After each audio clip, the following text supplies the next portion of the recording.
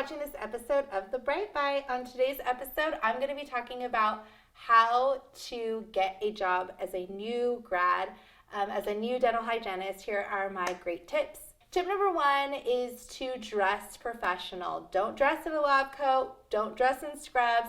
I would definitely come in business casual.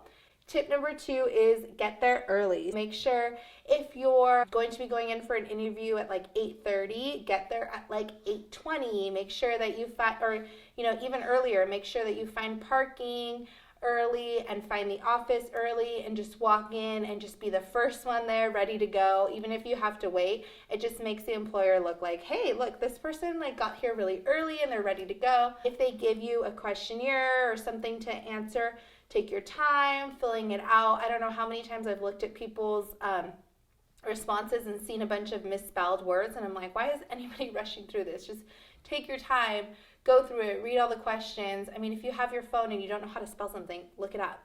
I just think, take your time and really just be present. So make eye contact is another really important thing. Make sure to shake everybody's hand.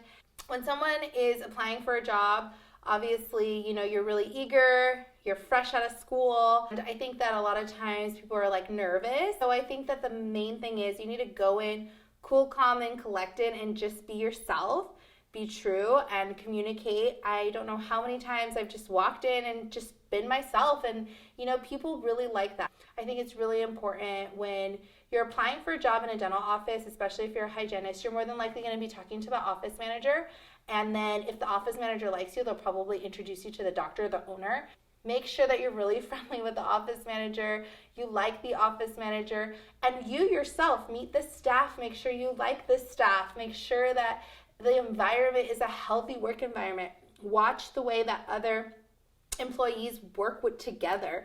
I mean, that's huge. Being really nice to the staff is going to get you far, because when you start somewhere new, you don't know where Profi paste is, you don't know where toothbrushes are, you don't know where anything is. Ask questions, see if you get vacation time, see if you get a 401k, see how many sick days you get. Don't just go off of the pay, because especially when you're a new grad, they're gonna try to lowball you. I wouldn't go super low. You need to start by getting experience somewhere.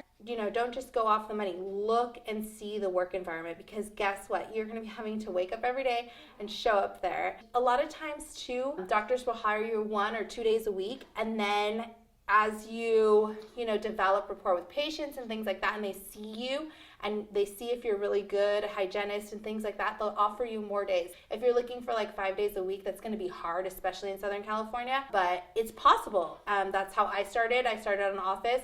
They asked me to do 2 days a week, and then I went to 3, then 4, then 5. I should just start somewhere. And really good communication is the biggest, most important tool in getting a job and keeping a job. So always communicate.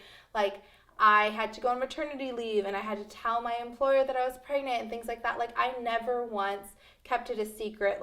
This is something that, is very important. I need my job because I'm going to have a child, so I want to communicate. Be one step ahead so that doctor doesn't need to ask you for something. Ask them, what does the doctor like before I do an exam? How does he want, a lot of doctors, they want their x-rays up. They want you to hand them their gloves or hand them the Explorer and the mirror, and then do a nice handoff to the doctor. Let the doctor know, hey, this is so-and-so. And then everybody is so happy. The patient, they get in, out, doctor takes a peek, looks at the x-rays, oh, good to go, see you, in 6 months or 3 months, and it's very, very boom, boom, boom. Ask the patients how they're doing, how their day's going, what their plans are for the weekend. Get to know your patients really well, because that is going to be your saving grace if you're going to have a strong practice and continue to be there. That's going to keep you in the practice, because if you're booked solid, your schedule's booked solid for the next year, and patients are calling asking to be booked on your schedule, guess what? You are going to stay in that practice for a long time. Just get into the rhythm of a practice, and you will do great. I think that another thing is you have to go in with confidence. There's a lot of times where I meet new hygienists and they're nervous, well, this is my deepest, cleaning I've ever had. Go and ask the other hygienists that work there, hey, if I have a really deep cleaning and you don't have a patient, can you help me? I've stepped in a couple times and helped some, new grads, and I'm this is awesome for me because it's so much fun. to be able to share like what I've learned and just, be there to learn. In the beginning, you think like, oh, I learned everything, I'm done with school now, but it's still a learning curve. For the first couple years, you're going to learn so much more that you did in school, because in school is very fast paced.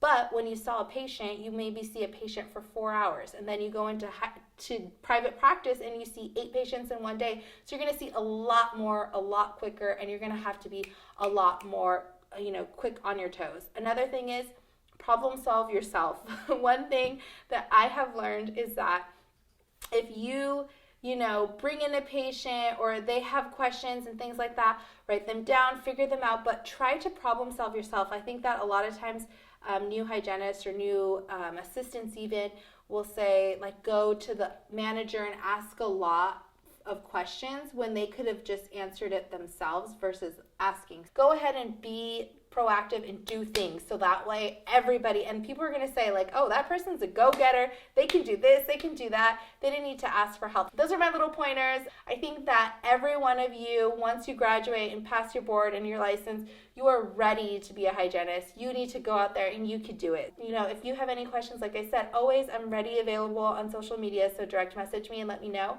But good luck out there, and I hope you get your first job from my tips.